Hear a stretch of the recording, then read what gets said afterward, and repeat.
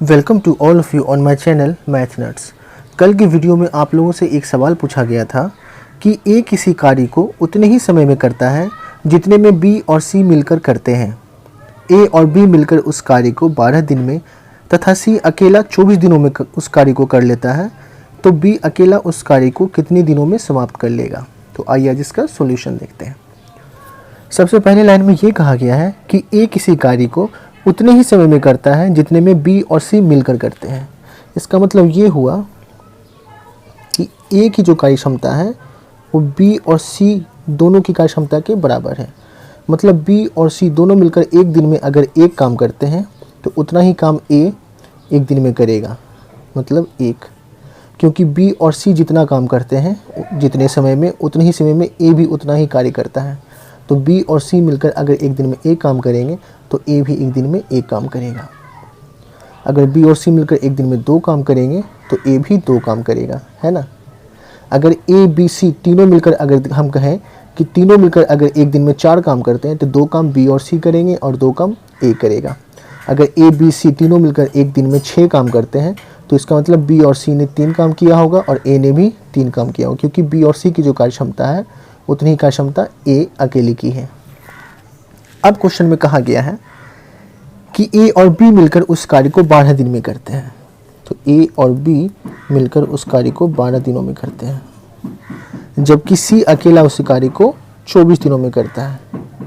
तो सबसे पहले हम क्या करेंगे, टोटल काम मान लेंगे। कैसे मानते हैं, तो नीचे जो 12 और 24 उसका एलसीएम आ गया 24, तो टोटल काम हो गया 24। तो ए और बी मिलकर 12 दिन में 24 काम करते हैं, या यूँ कहें कि 12 दिन में 24 कुर्सियाँ बनाते हैं तो एक दिन में 2। वहीं सी अगर 24 दिन में 24 काम करता है या 24 कुर्सी बनाता है तो एक दिन में एक कुर्सी बनाएगा या एक दिन में एक काम करेगा। ये हो गई कार्य क्षमता।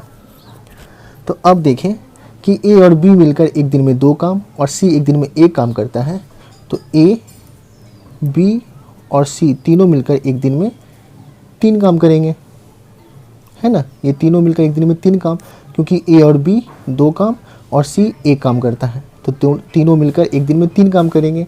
अब हमें पता है कि ए बी सी तीनों मिलकर एक दिन में 3 काम करते हैं, जबकि हमें ये पता है कि एक दिन में बी और सी जितना काम करेंगे उतना ही काम ए अकेला करेगा।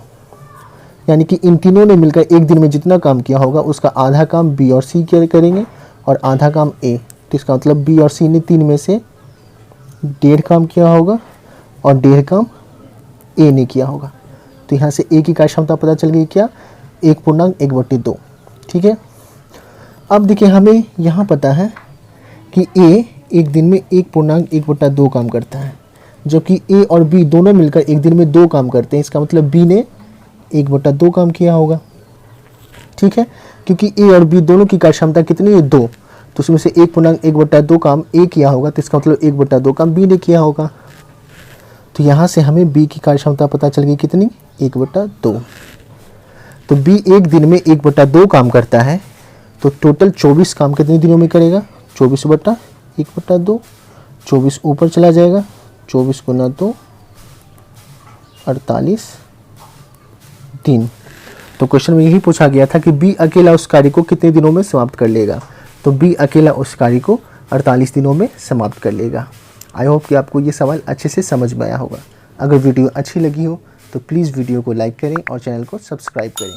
Thank you so much.